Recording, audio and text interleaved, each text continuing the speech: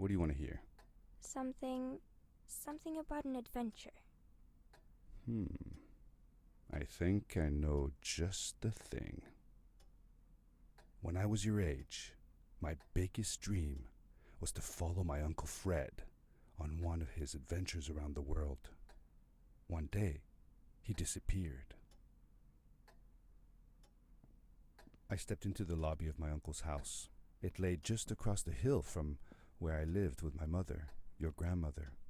She had tried to keep me from going, but I wanted to see if Fred was home yet from his latest adventure. I had visited Uncle Fred's house countless of times, but in the locker, which usually was closed, I found something I hadn't seen before. It was an adventure suit.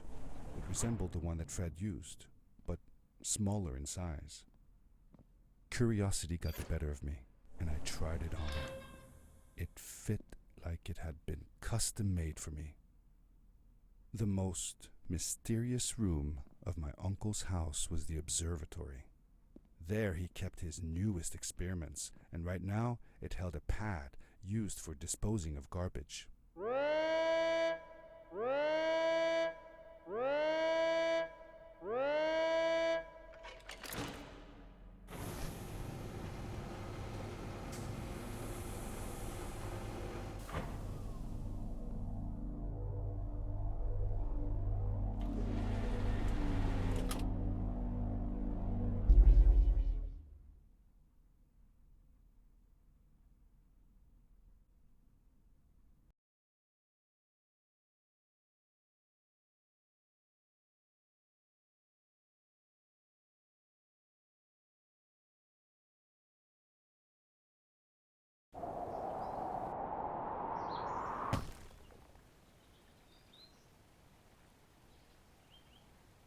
I landed with a crash, but thanks to the suit I wasn't hurt.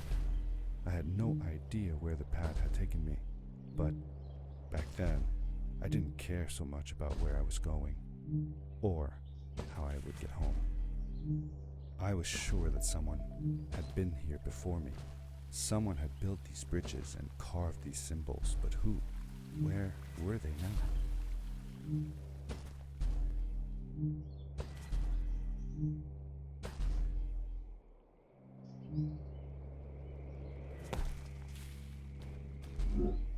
The power core I found activated the suit's grappling device when I picked it up.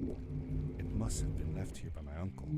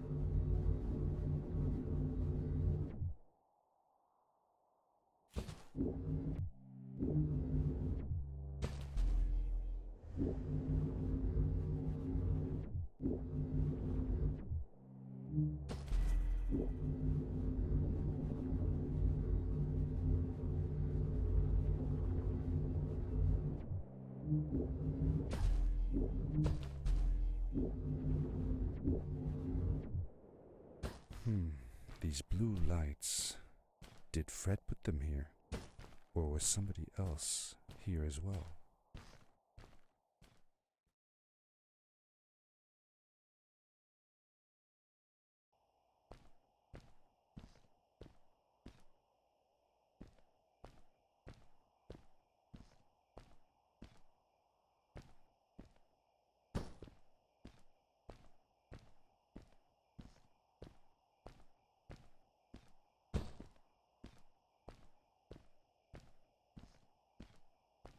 Hello, who are you?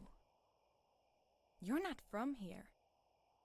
Wow, you look just like Fred, but smaller, and with less hair on your face. She knew Fred. I told her that he was my uncle, and that I was looking for him. What's an uncle? I said that I had known him all my life. Really? Me too. I'll help you find him. I'm Madeline. The others call me Mad Maddie sometimes. I don't know why really, but you can call me Maddie. You've never been to the village, right?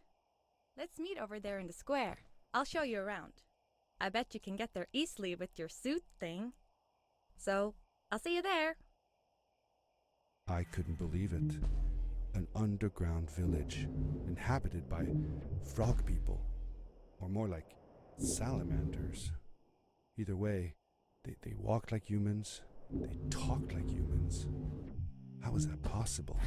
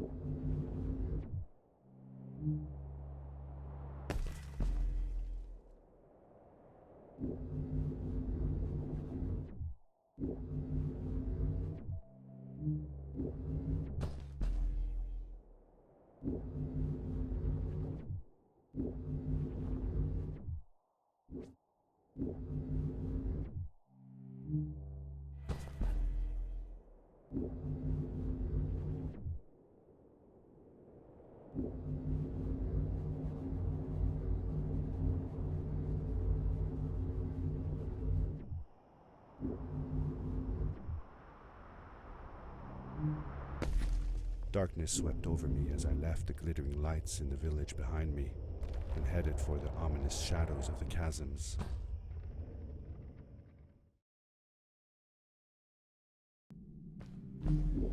As I entered the chasms, it struck me how much darker it was in there. The shadows were black as ink, and although I tried not to be afraid, I couldn't help but shiver. Was it the darkness that frightened the villagers as well, or was it something else?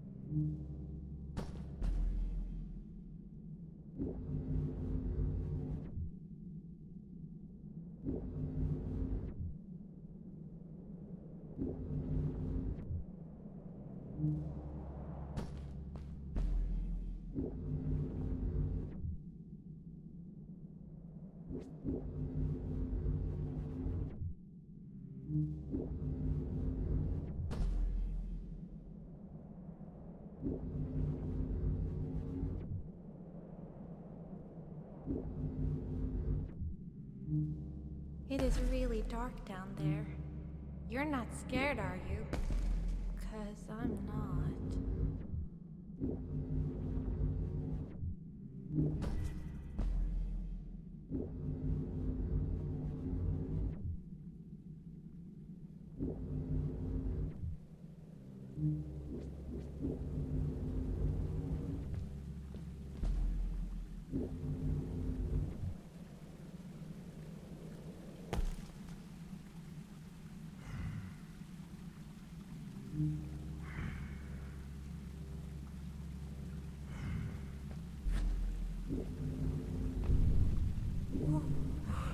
Whoa, dude. I think I figured out what that writing was going on about. Maybe we shouldn't charge right out in front of that thing. Remember what it said. Don't move when the eye is open. Yes, we did it! You're awesome. I knew you had it in you. That was close.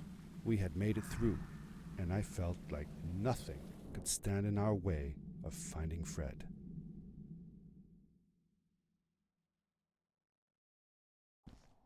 Oh, another one. This one says, "Welcome home."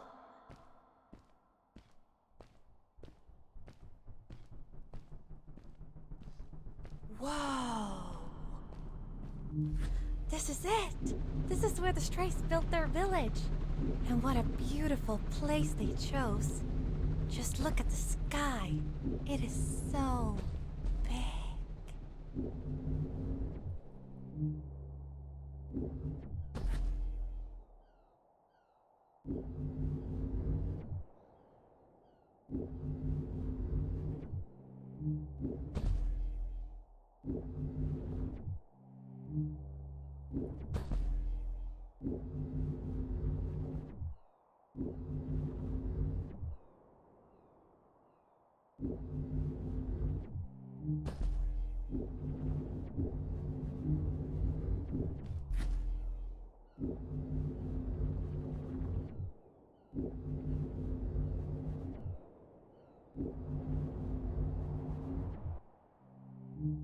If the legends were true, the Stray civilization was younger than the village.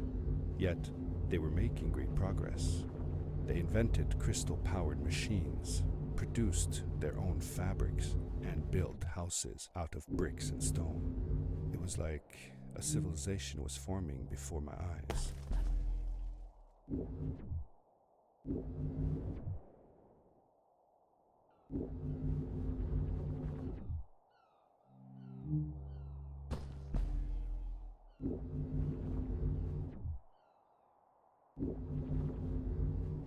Hey, let's play a game. I bet that you can't get through this part without using the grapple device. Told you you couldn't do it.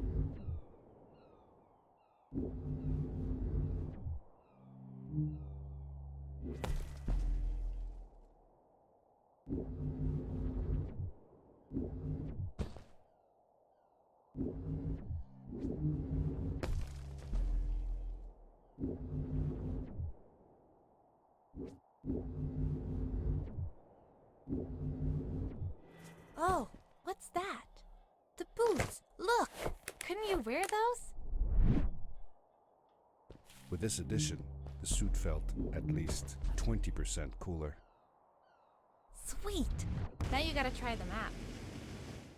Whee! This is awesome! It was awesome. I don't know how to describe the feeling of bursting through the air like a bullet, so fast that my eyes watered and my belly was full of butterflies. Never fully in control, but still feeling like the coolest kid in the universe. I guess I just described it, didn't I?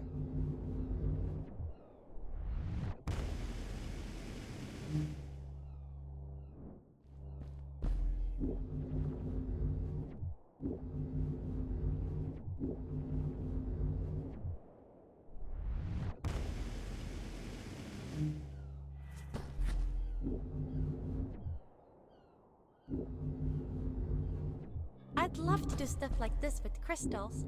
Just think of the possibilities. Whole machines are powered by them. I almost can't believe it.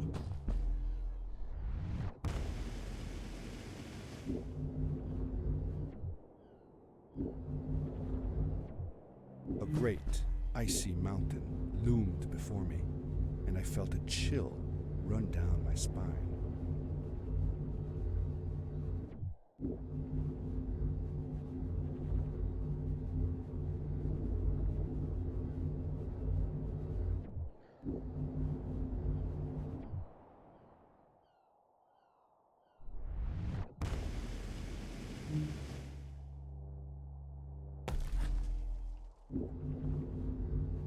We hadn't seen any people around yet, but ahead of us lay what looked like a proper town.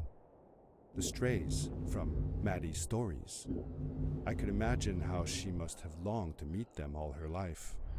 And now, here they were.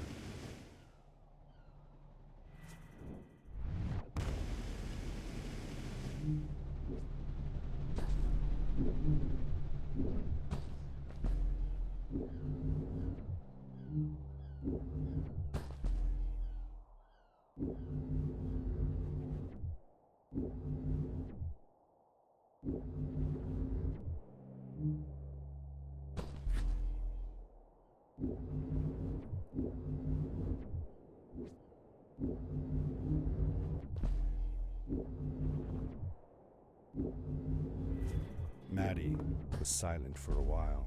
It seemed like she was thinking hard on something.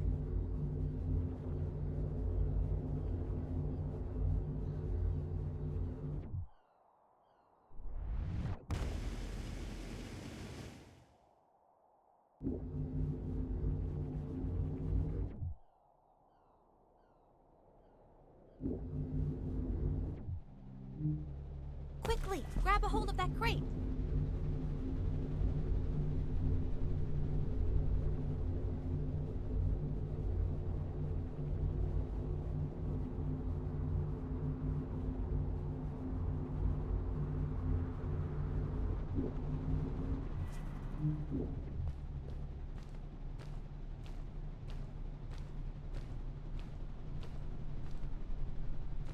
Good day. Here's a boat to Ice Cave. Though I'd take the other one if I were you. That one goes back to the outpost. Wait a minute. I was thinking. I don't know if I should go with you. I mean, I want to, but I also want to, well, stay here. Maybe it's strange, but I just feel like these people liked me and accepted me for who I am. Kinda like you. I want to be with you too, and help you find Fred. I don't know what I want the most. I told Madeline that I would accept whatever choice she made. I just never thought about it until now that maybe it wasn't Fred I was looking for when I came with you. Maybe I was just looking for a way out. Somewhere to be free. And I know that if anyone can find Fred, it's you. If you meet him, when you meet him, tell him to come see me, okay? I promised. Thank you. I'm glad I met you. And it won't be the same without you around. Goodbye, friend. I said goodbye to Maddie, and I had a feeling that this was the last time I'd see her. But even in this sad moment, I was happy for her. She had found a place where she belonged. There was a dampness in the air that reminded me of the hot summer nights back home. But as the sun was setting, I could feel the chill creeping up on me, and the path we were traveling on seemed to lead us into a second ice age. Winter was coming.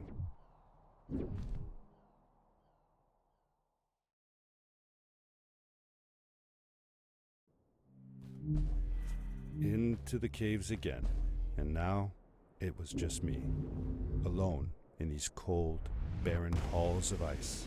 But Fred had been here, and now I could feel it. I was getting close.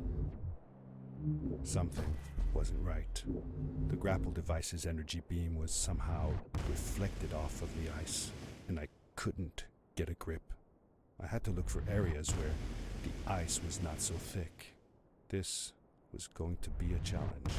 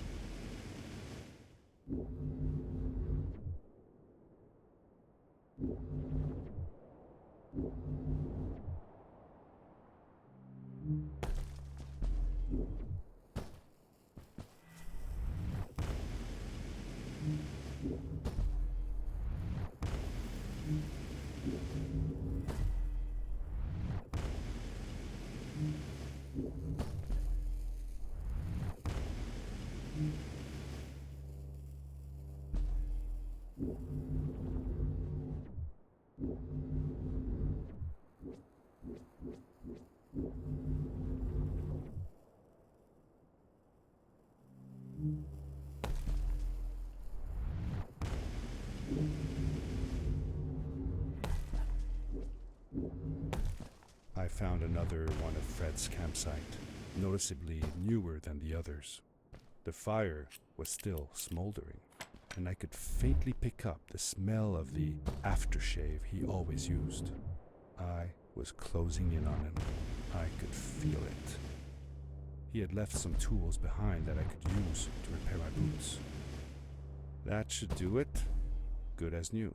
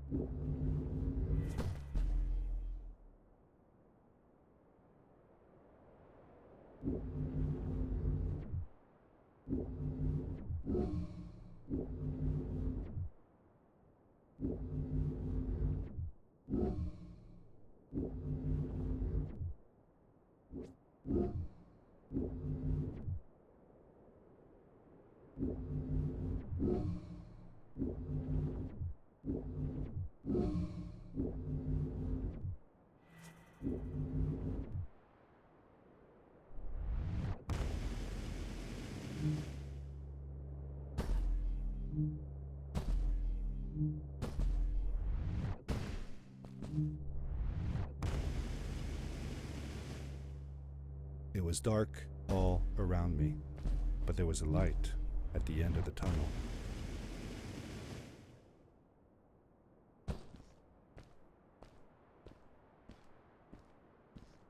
Hello? Nephew? Uncle Fred, I finally found him. My little boy. I'm glad to see you. And you're wearing the suit I made you. But how can you be here? I said that I found the suit in his workshop and that I came looking for him. I'm sorry for being away for so long. But I've been busy down here, you see. The frog people. That was an experiment of mine. Do you remember the eggs I found before? I sent them here by accident, and I had to follow. By the time I got here, they were already growing. These caves were empty before, but my experiment has made them full of life. I've conducted research on them and documented everything about them. And I built a new crystal-powered pad to be able to get back to my colleagues, show them how fantastic this all is. I interrupted Fred and told him about Maddie, how we came all the way to Starhaven together, and that I had promised to ask him if he would go see her there. Madeline. My little Maddie. I should have taken her to see Starhaven long ago. She was always so curious about the strays. I left her. I wanted to protect her. Or rather, protect myself from losing her. I've changed my mind. I'm not going home. What does research or praise matter when I can be here with these creatures? They need me. And it's just as well. I don't trust this pad for more than one ride anyway. You need that ride. I didn't want to go home, and I asked if I could stay with him and Maddie instead. I'm sorry, nephew. As much as I enjoy having you here, you must go home. Your own. Have your own adventures. I reluctantly agreed to go home. I was going to miss my uncle. I will miss you too. But I'm sure you'll do phenomenal on your own. And don't worry about me or Maddie. We'll be fine. The pad is yours, boy. When you're ready.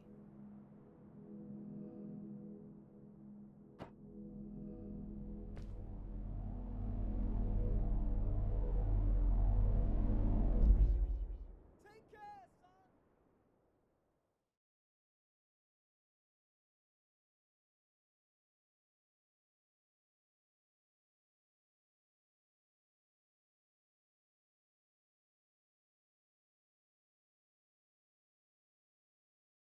The end. Now, good night, sweetie. Wait, Dad. Does that mean Fred is still there? Who knows? That was the last time I saw him. Don't you miss him? I do, sometimes. But I don't worry about him, because I know that wherever he is, he's on his biggest adventure yet. Dear Fred, today I step into the lobby of your house for the last time. My daughter asked me to tell her about an adventure, and I came to think of you. Your house looks just like my mother and I left it years ago. After you'd gone, I was sure she was going to throw out all your stuff, but she just cleaned up. We made you a small memorial. For a while, I came here every day, just like I used to. Sometimes I could even faintly hear your voice, calling from the observatory, asking me to get you this tool or that. I never told my mother about that day. I don't think she would have believed me. Can I believe it? After all these years.